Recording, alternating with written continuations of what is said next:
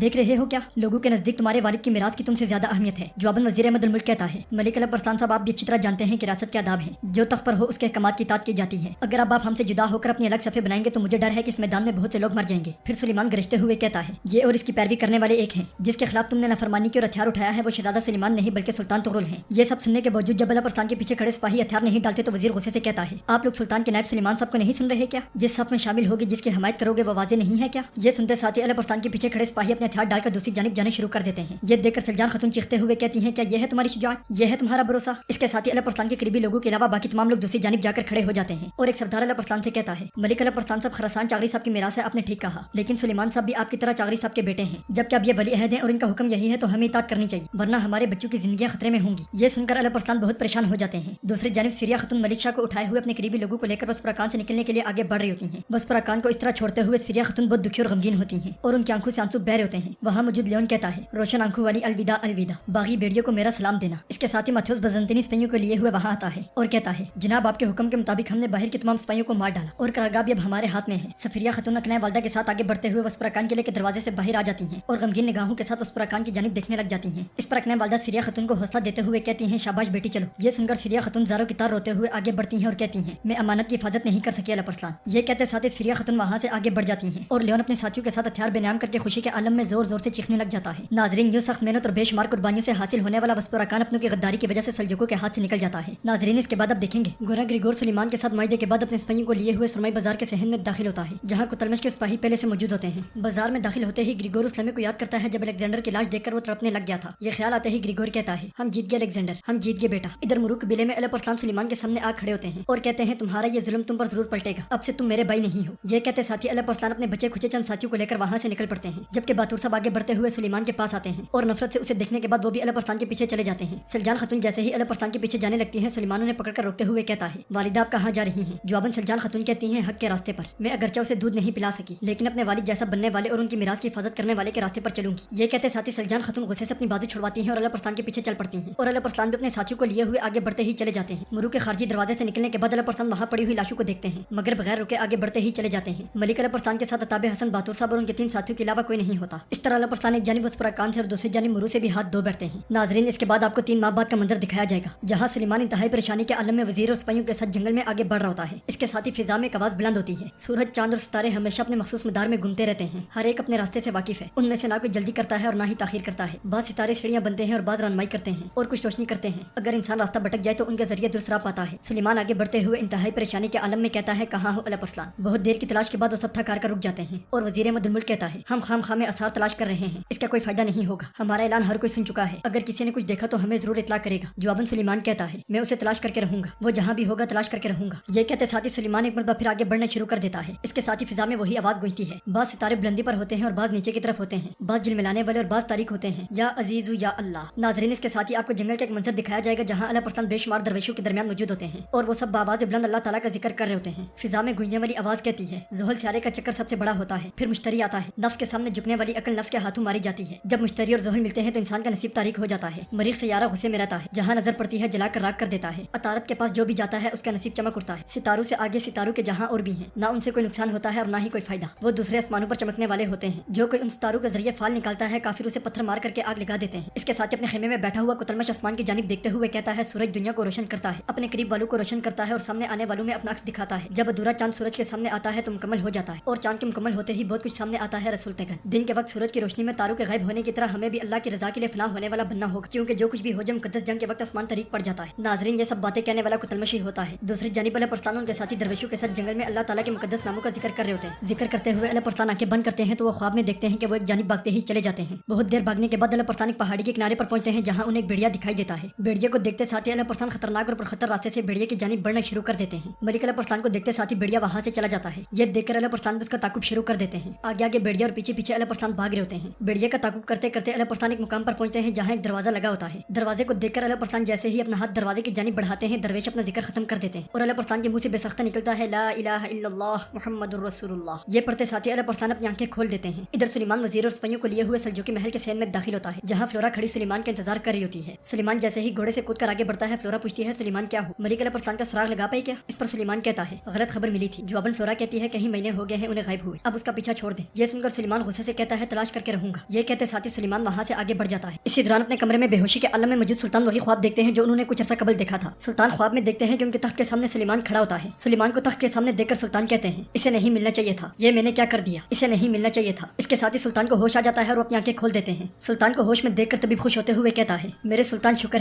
है आपके होश में आने की खबर अभी पहुंचाता हूँ। ये कहकर हकीम जैसे ही जाने लगता है सुल्तान अपना हाथ उठाते हुए कहते हैं किसी को ना बताया जाए, हाजिब को फौरन मेरे पास बुलाओ, जल्दी करो, मेरे पास ज्यादा वक्त नहीं है। सुल्तान का हुक्म मिलते ही तबीब वहाँ से चला। बस पुराकान किले के सहन में बजंतीने सिपाही एक बड़ा मुजस्मा उठाए हुए आगे बढ़ रहे होते हैं और वहाँ मौजूद माथ्यूस कहता है ख्याल से अगर कोई नुकसान हुआ तो इसकी जगह तुम लोगों को नस्ब कर दूंगा। इसके साथ ही बजंतीने सिपाही मुजस्मे को उठाकर नस्ब करने लग जाते हैं। इसी दौरान ग्रिगोर लियोन के साथ वहाँ आता है और कहता है फ्लोरा के मुताबिक कभी कभी नींद में सुलेमान अल्लाह परस्तान का नाम बुड़बड़ाने लगता है। फिर जाकर कहता है जमीन आसमान ने करना पड़ा तो भी उसे तलाश करके रहूंगा। मलिक अल्लाह परस्तान खामोश होकर सुलेमान के लिए डरावना ख्वाब बन गया है। उसे डर है कि वो अपने वफादारों को इकट्ठा करके पहले की तरह ताकतवर हो जाएगा। इसके साथ ही ग्रिगोर बुलंद आवाज से कहता है सुलेमान जो सोच रहा है वो सच है, मालूम नहीं महीनों से वो लांती कहाँ छुप गया है। उसके हाथ से सब कुछ छीन लेने के बाद कई माह गुजरने के बावजूद वो सामने नहीं आया। जवाबन लियोन कहता है भेड़िया हमले से कबल अपने शिकार का खामोशी से ताकुब करता है बुड्ढे, वो दुरुस्त वक्त का इंतजार करता है। मुझे यकीन है कि अल्लाह परस्तान हम पर कहीं न कहीं से नजर रखे हुए है। इस पर ग्रिगोर कहता है फ्लोरा की वली अहद सुलेमान से शादी करके यानी कि सल्जूक सल्तनत को बगैर लड़ाई के तबाह करने की या अपनी मर्जी की सल्जूक सल्तनत बनाने के इतने करीब आकर भी हमारी राह में वाहिद रुकावट और एक न एक दिन लौट कर तख्त हासिल करने की कोशिश करने वाला अल्लाह परस्तान है और दूसरी तरफ तख्त पर कब्जा जमाने के लिए सुल्तान तुगरुल की मौत का इंतजार करता कुतलमश है।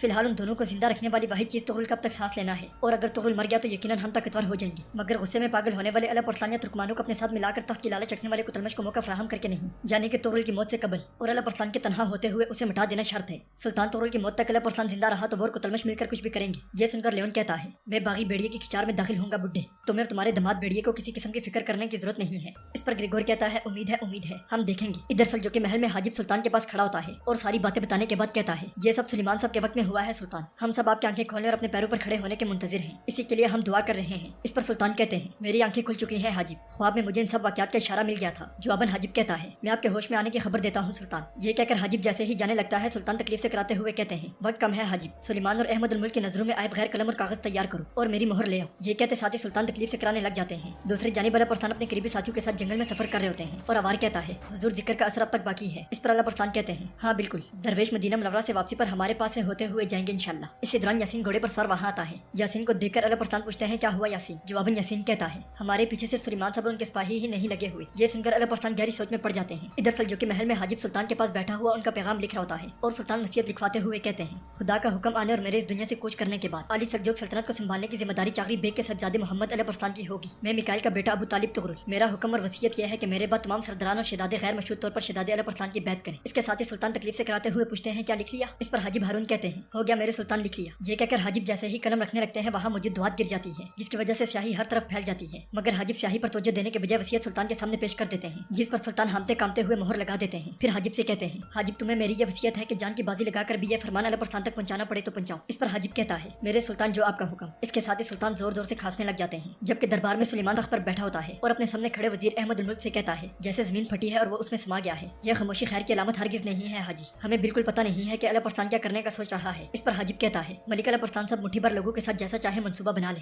وہ آپ کو ذرا برابر بھی نقصان نہیں پہنچا سکتا۔ اسی دوران وہاں حاجب ہارون آتے ہیں اور ادب بجا لانے کے بعد کہتے ہیں نائب حضرت آپ نے آس پاس کی ریاستوں سے جمع ہونے والے ٹیکس وغیرہ کی معلومات فراہم کرنے کا حکم دیا تھا، برائے مہربانی یہ لیجیے۔ یہ کہتے ساتھ ہی حاجب اپنے پاس موجود دستاویزات سلیمان کے ہاتھ میں دے دیتے ہیں، لیکن اس سے پہلے کہ سلیمان وہ دستاویزات پڑھتا وہاں آنے والا سپاہی کہتا ہے سلطان ہوش میں آ گئے ہیں اور آپ کو یاد فرما رہے ہیں نائب حضرت۔ یہ سن کر سلیمان اور وزیر احمد الملک وہاں سے نکل پڑتے ہیں۔ دوسری جانب جنگل میں یاسین کے ہاتھوں مر جانے والے سپاہیوں کا معائنہ کرنے کے بعد اعلیٰ پرستان کہتے ہیں یعنی کہ اپنے داماد کی مدد کے لیے گورنر بھی میدان میں کود چکا ہے۔ اس پر یاسین کہتا ہے دونوں ہی ہمارے بچھائے کے جال میں پھنسے، اس طرح ہمیں ان کے آنے کا اندازہ ہوا، باقی لوگوں کو تیروں کے ذریعے قتل کیا گیا ہے حضور، میں نے موت سے قبل اس کا منہ کھلوا لیا تھا، لیون نے ہمارے سر لانے والے کے لیے باہری نام رکھا ہے۔ یہ سن کر اعلیٰ پرستان پریشان ہوتے ہوئے کہتے ہیں اور بھی ہے اچھی طرح دیکھ لیا کیا؟ جواباً یاسین کہتا ہے حضور اچھی طرح دیکھا ہے اور کوئی نہیں ہے۔ اس پر اعلیٰ پرستان کہتے ہیں لاشیں غائب کر دو، کوئی سراغ نہ چھوڑا جائے، ان کے گھوڑے قبیلے لے آؤ یاسین۔ ملک اعلیٰ پرستان کا حکم ملتے ہی ان کے سپاہی حرکت میں آ جاتے ہیں۔ ادھر سلجوقی محل میں سلطان آنکھیں بند کیے ہوئے اپنے بستر پر لیٹے ہوتے ہیں اور آنکھیں بند کیے ہوئے ہی سلیمان کو آواز دیتے ہیں۔ اس پر سلطان کے پاس بیٹھا ہوا سلیمان کہتا ہے یہی ہوں چچا یہی ہوں، آپ کے پاس ہوں۔ وہاں پریشانی کے عالم میں کھڑا وزیر احمد الملک طبیب سے پوچھتا ہے سلطان کب ہوش میں آئے ہیں؟ اس پر طبیب کہتا ہے وزیر حضرت زیادہ وقت نہیں گزرا۔ یہ سن کر وزیر سلطان کی جانب دیکھتے ہوئے طبیب سے پوچھتا ہے کیا یہ پوری طرح ہوش میں آئے ہیں؟ ہمارے آنے سے قبل کسی سے کوئی بات کی تھی کیا؟ اس پر طبیب جھوٹ بولتے ہوئے کہتا ہے پانی مانگا تھا بس، اور یہ کہتے ساتھ ہی طبیب خاموش ہو جاتا ہے۔ اس پر وزیر کہتا ہے اور کیا؟ جواباً طبیب کہتا ہے اور سلیمان صاحب کا پوچھا تھا وزیر حضرت۔ اس کے ساتھ ہی سلطان تکلیف سے کراتے ہوئے کہتے ہیں مجھ سے غلطی ہوئی سلیمان، غلطی پر غلطی کی۔